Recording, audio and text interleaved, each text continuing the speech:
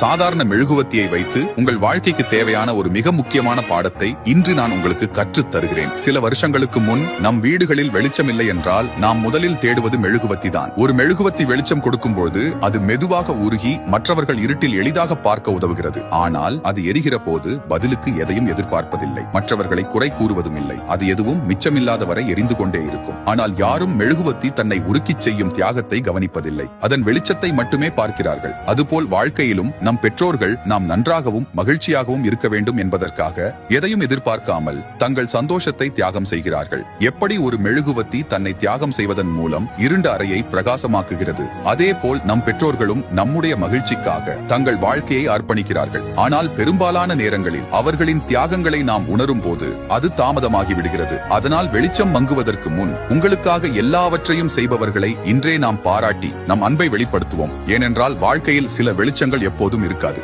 நீங்கள் வளர்ச்சியை ஃபாலோ பண்ணாம இருந்தால் மீண்டும் எங்களை பார்ப்பது அரிது. ஏற்கனவே ஃபாலோ பண்ணிருப்பீர்கள் என்றால் கங்க்ராச்சுலேஷன்ஸ், நீங்கள் வளர்ச்சியின் பாதையில் இருக்கீர்கள்.